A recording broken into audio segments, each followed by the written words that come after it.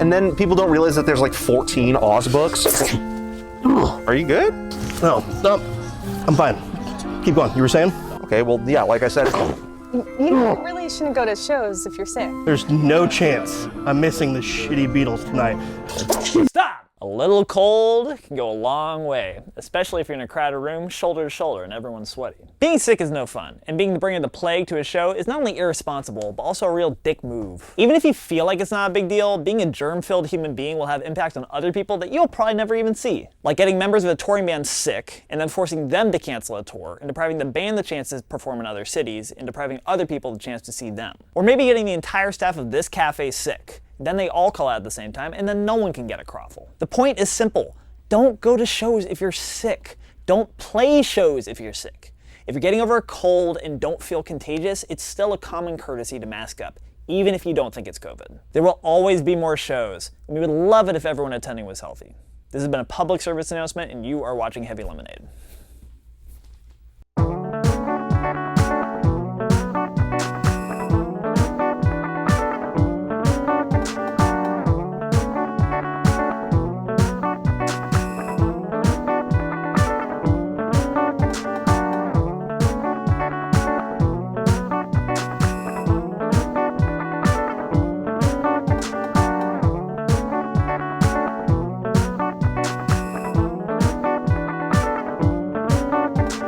Hi there, my name is Chris, and this is Heavy Lemonade. Since we're about halfway through the year, I just wanted to do the first ever state of the lemon to give you guys an idea of what we've been up to and also what to look forward to for the rest of the year. First, I want to give a shout out to all the volunteers and staff that have been keeping the lemon alive these past couple of months by volunteering in shows. If you want to volunteer, you just have to go to heavylemonsj.com and find the form down at the bottom of the page to sign up to volunteer. The more the merrier. I also want to thank all of the showgoers and anybody who's been watching these videos, and just thank you for your support, and we really hope that you've been enjoying the shows and the videos too. We've had 18 shows so far this year with an average attendance of about 80 people. We've been able to raise a little bit over $10,000 so far for artists, both traveling and local, and we are just getting started because we have about that many shows just in the next 3 months as well. Kicking off Screamo Summer, we have the third annual California Kicks Fest at Neck of the Woods in San Francisco on June 6th and 7th. For more information on tickets, please go to californiakicksfest.com. After that, we have about 7 shows in July and 6 shows in August before we get ready to close out the year with Heavy Lemon Halloween. More info coming about that is going to be a big deal. Coming up on this episode of Heavy Lemonade, we have a live studio performance by Void participant at District Recording. We also will have a segment from the show last month with TV star at Jade Cathay from Counter, and a clip from City of Caterpillar's performance at last year's California Kicks Fest, and maybe a little taste of what you're going to get this year. Thank you all so much for watching, and now, a word from myself. Jorts. I don't know what you're doing to me. I don't know what you're doing to me. I don't know.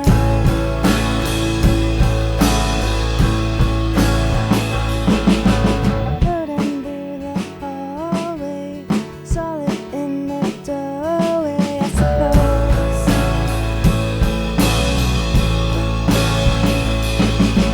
I was trying to be nice, but look at where that got me. At the scene of the crime. Why does this happen all the time? Everything is blurry and I can't see the lines. I won't be your Madonna and I won't be your whore, but I can be your brother or your best friend. Manic pixie fantasy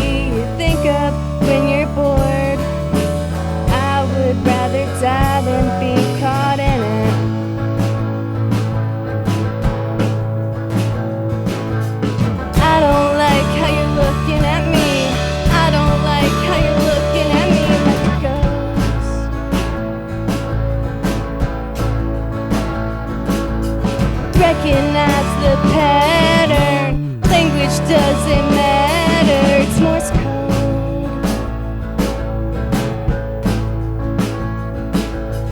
I know I'm not always right, but I just got a feeling inside.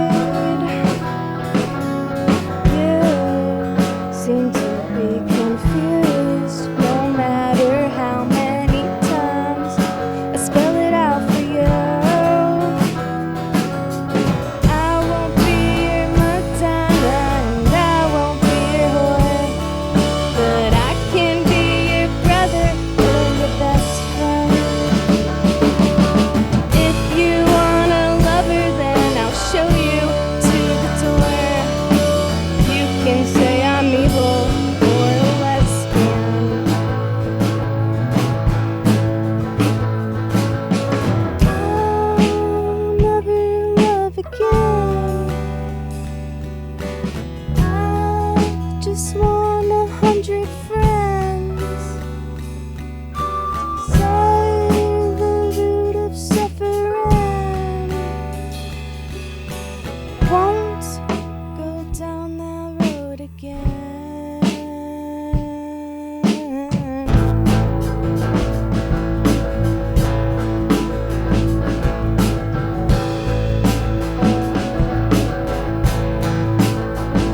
I don't know what you're doing to me. I don't know what you're doing to me. I don't know.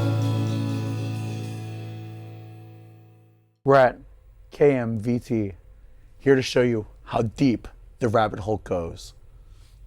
I'm here with, Void participant? and this is Heavy Lemonade. First question, what inspired the name Void Participant? Yeah, I think I've like always, well, first of all, it was like my social media name before it was like my band name. But I guess I kind of like always viewed life just kind of as like a void that like I couldn't really define. And I think like a lot of people like they want to like grind and like win hard at life and like they kind of want to be like first place. And a lot of people just kind of coast and like they give up, maybe like apathetic. And I've definitely experienced both sides of the spectrum. But I got to a point in my life where I'm like, no, I didn't ask to be in this void, but I'm just kind of like participating, you know, like I'm like doing my best, but like, yeah, I think that's kind of how I view it. So yeah, I feel like I'm just like a void participant. Like I'm just like, I didn't ask to be born, but I'm just like existing. Some of your earlier stuff, like it's like drum machines and like angular guitar stuff. Would you say you're inspired by post-punk music? Not really, no. Okay, that's interesting. Yeah, because it sounds like What would you consider post-punk music? I don't know, like Joy Division. I don't know, The Cure. Stuff not like really. Television. Not intentionally, maybe. I mean, maybe I am. That's like, I mean that's cool. Yeah. It sounds really like, are you influenced by like gothy things at all? no. You're like tread that territory with some of That's this early interesting. stuff. Yeah. Yeah. I think I've been influenced by like slowcore a little bit, which I don't know if that like comes from like a similar Kind of. vibe at Sort all, of. you know? Yeah. Yeah, but What are some slowcore artists that you like? like Grouper, I like. Okay. And then, yeah, I like Chris is Weird. And then, yeah, I feel like I like a lot of like folk music is probably my main influence, but like I don't like just like, you know, cookie cutter, like finger picking, like, you know, like as much as I love like, you know, like the Joni Mitchell, Joan Baez, like they're huge influences. Like I think like I like more of like the 90s, 2000s stuff that I think they have a lot of probably punk influences. Like one of my main influences, the reason I started playing guitar was like Bright Eyes and Conor Oberst, and I like he did start in punk bands and stuff, so I feel like maybe there's some of that there that I'm not aware of. That's cool. Yeah. Morse Code, Yep. your new single. Tell us about the Yep. recording process. You have some EP that's out now. Tell us a little bit about it. Yeah. So Morse Code was a song that I wrote, and it was kind of like Elliott Smith style, like kind of just like acoustic guitar, like, you know, everything like low frequency, chill, and like then I brought it to Katie from Pacing, and then Ben as well, and like they kind of just messed around with it and really changed up the vibe in a way that I like was like, holy shit, this is awesome. Where they kind of made it like a contrast of like soft and hard, like cute and like, you know, a bit more chaotic. Yeah. So yeah, like it like they made it a lot more country. They added some like, you know, more like rock elements. Like we originally had like a no cymbals rule on the album because I don't like the sounds of cymbals. Well, you went 180 with that Yeah, song, exactly. honestly. You really did. Yeah, so they made it, and they changed the key, like made it higher. They made it faster. So I feel like it's really cool because I feel like normally when I write songs, they're just pretty like acoustic guitar, very slow, like you just have a migraine or like, you know, Yeah. took a Xanax or something. Yeah. And I really want to brighten it up, but I don't really know how. So they kind of made it more entertaining. Yeah. What's the title of your EP? It's called Anything Anyone Tells You Is Free, which is a lyric from one of the songs, but it has interesting lore behind it because basically, and like everyone in my band knows this, but like unless you tell me like not to tell somebody something, I probably will be telling everybody. so they have this joke that, like anytime they tell me something and they don't want me to tell somebody, they're like, Maria, this goes in the vault. And so like now they just say vault, and I won't say, and I generally won't tell people, but like if they just say something casually, like I consider it free, and I'm just like, I'm the town crier, and I'm just like, well, now everyone knows, it's in the papers. Sorry. You get your hot goss.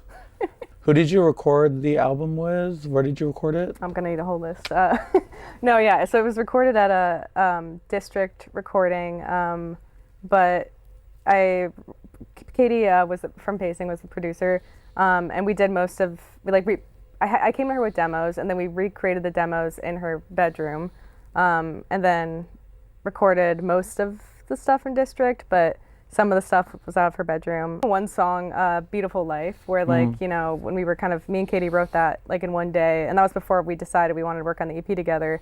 And like we had like Ben come in and like do like a little bit of bass, and then like Alec came over later that day and like finished half the bass, and then Katie did more of the bass, but then Noah did some, so it was like 4 people doing bass on one track for no reason. The bass isn't even that crazy in that song, but just because it was so like, you know, scattered about like when we worked on it. So They each did one note of a section exactly of the song. individual notes. Like, yeah, it takes a village. Who's in your band right now? Right now. Yeah. By the time this episode goes live, it's gonna change again. Yeah, but yeah, right we now. all participate in the void, yeah, really. Yeah, right now we got about it. Aubrey on drums, which she used to be lead guitar, and sometimes she is lead guitar. Like the last show, she did switch out lead guitar for a second. And she's also done like keys she's done like everything. And then we have Alec Adams on lead guitar right now, and then Scout on bass. And yeah, it's current Void participants. Cool. Cool.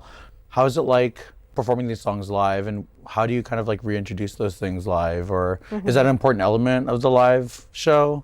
Yeah, it was interesting because we just had a show recently and performed most of the songs, you know, from the EP, and that was probably the main challenge with like a lot, because normally I'm just like happy to have people play with me, and I'm like, if it sounds like muddy shit, whatever, you know. But it was the first time I really cared about dynamics and like trying to be as faithful as I could be to the recording. And everyone that plays with me like plays in like more harder, you know, rock bands. So I really had to I had a serious conversation with everyone individually, like, listen, like, you don't have to do that much all the time, like be more cautious about being quiet and like everything. And they really like reeled it in, and I feel like it was an interesting challenge. But then once we performed it live, it was sick. And yeah, it was cool because there's moments like where maybe there's like a electronic keyboard or something, but then like, you know, the lead guitarist would pick that up, and you know, like maybe there was like no bass here, but we would add bass live just because it was like, you know, bland without it live. But Sure, yeah. But yeah, it was a really fun challenge to kind of translate it live, because I feel like most people just like drummers want to hit shit, guitarists want to rock out, and sometimes you have to be like, you know, like it's about how it all comes through together, you know. Do you have any big shows this summer? July 8th and August 4th, they're both Heavy Lemon shows. You've been really involved with Heavy Lemon. Can you tell us how you got involved and like what that's like meant to you, or you know, like Yeah, for sure. Yeah, I can't pinpoint like the exact moment I got involved, but I think like I started going to shows like maybe a few years ago or a couple years ago. But you know, like I think like felt kind of like shy or like, you know, like maybe like, oh, I don't know if I really belong here, which is like totally like on me. But then I was like, you know what, no, I'm just gonna start going, and made some friends and connections, relationships, and yeah, I realized like it was like it's become one of the most important things to me because like I really value community and like in a way that's not transactional, and in a way where I just like hanging out with people, you know, and like ever since like doing other shows with like, you know, other organizations and like, you know, meeting all, because there's like 50 music scenes in the Bay, you know, and like I like to participate in as many as I can, but there's something about Heavy Lemon where it's like genuinely for the community and it's like very welcoming, and like if you really do show up and like you want to be involved and you like make an effort, like they'll have you, which is really cool. And I made like probably some of the closest friends in my life through it, even though it's only been a few years, you know. Yeah, I definitely feel the same way. Yeah, You know sure. what? Tell your brother. Shades off.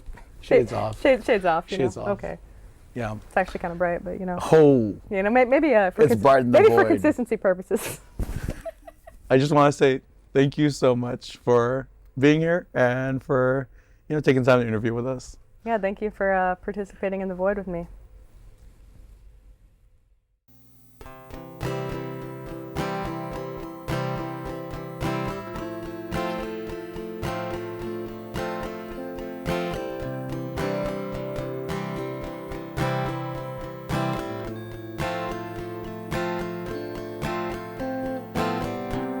We went to the Rock and Roll Hall of Fame. You didn't get why it was in Cleveland. Now it seems your mind has changed. You said that the people here need this. Do you believe in me? Do you believe in me?